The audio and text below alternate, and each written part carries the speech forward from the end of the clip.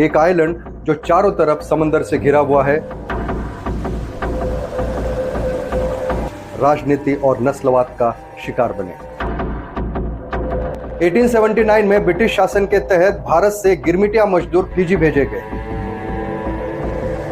पर जैसे जैसे इनकी संख्या और प्रभाव बढ़ने लगा, वहां के स्थानीय लोगों के मन में डर पैदा होने लगा।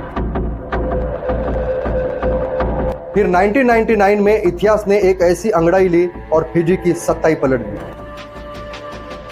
भारतीय मूल के नेता फिजी के पहले गैर फिजियन प्रधानमंत्री बने और बंदूक की नोक पर महेंद्र चौधरी और 43 मिनिस्टर्स को बंधक बना लिया जाता है। वही राबुका जो 1987 में भारतीय मूल के लोगों को हटाकर तख्ता पलट किया था। जब पूरा देश डरा हुआ था, तब एंट्री होती है आर्मी कमांडर फ्रैंक बैनिमारामा की।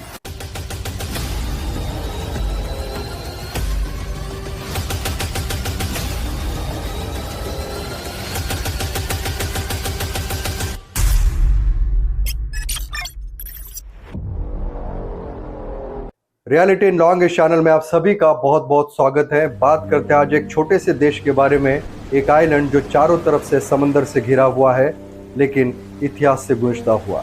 नाम है फिजी। दिखने में तो शांत है, लेकिन इसके भीतर चल रही है सालों से जद्दोजहद। दुनिया के नक्शे में तो छोटा सा है, लेकिन इसकी कहानी भारत के दिल पर एक गहरी और पुरानी है। ये कहानी सिर्फ नक्शे की दूरी तक ही नहीं, बल्कि दर्द, उम्मीद और बदलाव की एक दास्तान है।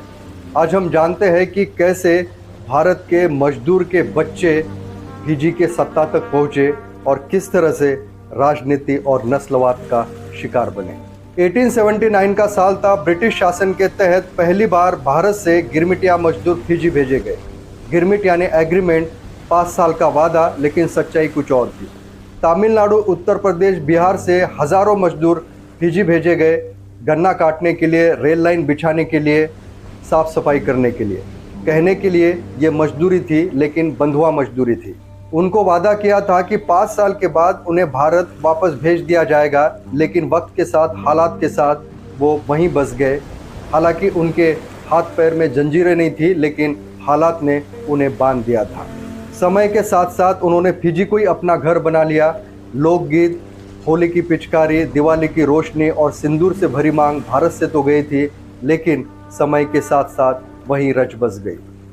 उन्होंने स्कूल खोले, मंदिर बनवाए, अपने बच्चों को हिंदी सिखाई। आज भी फिजी में रामायण की चौपाइयाँ गूंजती है।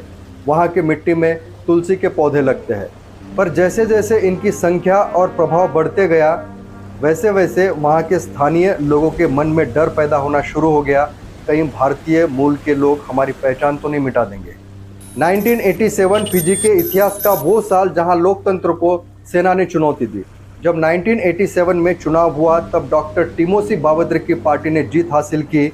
वे स्थानीय होने के बावजूद भी उनको प्रताड़ित किया गया, क्योंकि उनकी गठबंधन सरकार को भारतीय मूल के लोगों का काफ़ी समर्थन मिला था और सत्ता में भारतीय मूल के मंत्री भी शामिल थे।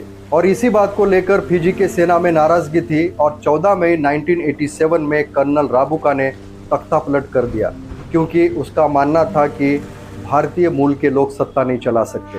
और इस तरह नस्ली आधार पर, रैसिज्म के बेसिस पर लोकतांत्रिक रूप से चुनी गई सरकार को ही गिरा देता है। इस तख्ता पलट का सबसे बड़ा नुकसान भारतीय मूल के लोगों का हुआ। उन्हें डरा धमकाकर बाहर निकाला गया, नौकरियों से निकाला गया, नागरिकता छीनी गई और उन्हें दुय्यम दर्जा का नागरिक बना दिया गया। तब भारत के प्रधानमंत्री राजीव गांधी जी ने इसका कड़ा विरोध भी किया था। फॉरेन मिनिस्टर एनडी तिवारी और राजदूतों ने मिलकर कूटनीति का दबाव भी डाला। ऑपरेशन त्रिशूल के अंतर्गत भारत ने फिजी के खिलाफ गुप्त सैन्य की तैयारी भी की थी। भारत का स्पष्ट संदेश था, लोकतंत्र के साथ खिलवाड़ नहीं। फिर भी भारत के मूल के लोगों को दुय्यम दर्जे का नागरिक बना दिया। फिर 1999 में इतिहास ने एक ऐसी अंगड़ाई ली और फिजी की सत्ता पलट दी। महेंद्र चौधरी, ट्रेड यूनियन के लीडर, भारतीय मूल के नेता, फिजी के पहले गैर फिजियन प्रधानमंत्री बने। ये सिर्फ एक चुनाव की जीत नहीं थी, बल्कि सदी पुरानी एक लड़ाई की जीत थी, जहां एक गन्ने के खेत से निकलकर कोई प्रधानमंत्री बना, लेकिन सियासत ने उन्हें ज़्यादा देर टिकने नहीं दिया। और 19 मई 2000 में फिजी के संसद भवन में एक व्यापारी घुसता है जिसका नाम था जॉर्ज स्पेट, और वो बंदूक की नोक पर महेंद्र चौधरी और 43 मिनिस्टर्स को बंधक बना लेता है, जहां वो 56 दिन तक संसद में रहता है। और इसका भी यही कहना था जो राबुका का था, भारतीय मूल के लोग सत्ता नहीं चला सकते क्योंकि फिजी ये सिर्फ असली फिजियन का है। इस घटना ने सबको दिखा दिया कि ये सिर्फ सत्ता का खेल नहीं बल्कि एक ऐसी खतरनाक नस्लीय सोच है जहां किसी को इसलिए हटा दिया गया क्योंकि वो भारतीय मूल के थे। ये हमला सिर्फ एक सरकार पर नहीं बल्कि लोकतंत्र पर, समानता और इंसानियत पर था। और उसी दिन फिजी में फिर से लोकतंत्र टूट गया। जब पूरा देश डरा हुआ था तब एंट्री होती है आर्मी कमांडर फ्रैंक बैनिमारामा की। संसद में अपने कंट्रोल में लेता है और जॉर्ज स्पेट को गिरफ्तार किया जाता है। लेकिन महेंद्र चौधरी की लोकतांत्रिक रूप से चुनी गई सरकार को वापस नहीं लाया गया। मतलब अब सत्ता में लोकतंत्र का नहीं बल्कि सेना का आदेश था। जिस संसद को जनता ने चुना था अब वो सिर्फ एक बंद दरवाजा बन गया। फिर 2001 में फिर से चुनाव होता है। लोगों को उम्मीद थी कि इस बार महेंद्र चौधरी फिजी के प्रधानमंत्री बनेंगे, लेकिन इस बार लेसेनिया करा से चुनाव जीतते हैं और वे फिजी के प्रधानमंत्री बनते हैं। भारतीय मूल के लोगों को लगा कि उनके हक और अधिकार के बारे में बोला जाएगा, लेकिन हकीकत कुछ और थी। वही पुरानी नीतियां दोहराने लगे। नौकरी से निकालना, नागरिकता छीनना, कॉलेज स्कूल में भेदभाव करना और नीतियां स्थानीय समुदाय के फेवर में बनाने लगे। फिजी की राजनीति सिर्फ अब वोट की नहीं बल्कि एक पहचान की लड़ाई बन चुकी थी। हर इलेक्शन में एक ही सवाल, एक ही एजेंडा कि देश किसका है। 2006 में फिर से फिजी में उथल पुथल मचती है। आर्मी कमांडर फ्रैंक बैनिमारामा खुद को प्रधानमंत्री घोषित कर देते हैं, यह कहकर कि मौजूदा सरकार भ्रष्ट है और भारतीय मूल के लोगों के साथ भेदभाव कर रही है। और उसका एजेंडा था फिजी फॉर ऑल, एक ऐसा फिजी जो सबको इक्वल राइट दे।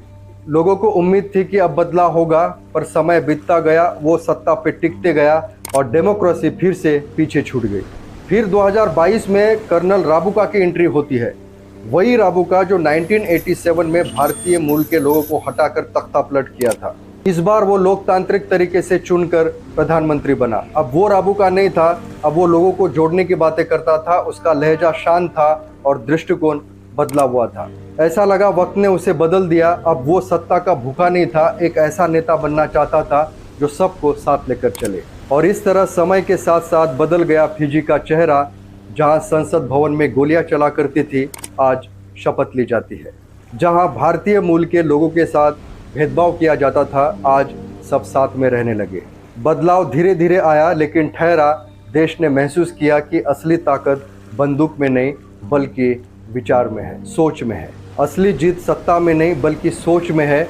और सोच को बदलने में सालों लगता है, लेकिन जब बदलती है इतिहास की दिशा मोड़ देती है। फिजी का इतिहास सिर्फ एक चुनाव की कहानी नहीं है बल्कि उन लाखों भारतीय मूल के मजदूरों की है जिन्हें मजदूर बनाकर लाया गया। ना उनको कोई हक मिला, ना ज़मीन में, ना संविधान में, लेकिन फिर भी अपने मेहनत से स्कूल खोले, खेत जोते, संविधान को समझा और अपने बच्चों को आगे बढ़ाया। और वही उनके बच्चे सत्ता के शिखर तक पहुँचे। दोस्तों, ज़िंदगी भले ही आसान हो या मुश्किल, धुंधली हो या उजली, लेकिन एक चीज़ हमेशा साथ साथ चलती है, वो है बदलाव। हम चाहे ना चाहे, लेकिन समय सब कुछ बदल देता है। रिश्ते, सोच, हालात, लोग और हम खुद भी। कई बार बदलाव दर्द देता है तो कई बार बदलाव नया रास्ता दिखाता है। यही बदलाव मजदूर के बेटे को प्रधानमंत्री बना देता है और यही बदलाव भेदभाव करने वाले देश को फिर से इंसानियत की राह पर ला देता है। क्योंकि एक ही चीज़ परमानेंट है और वो है बदलाव। बदलाव को रोका नहीं जा सकता है क्योंकि बदलाव ही जीवन का अंतिम सत्य है। Share your thoughts in the comment box. बहुत बहुत धन्यवाद।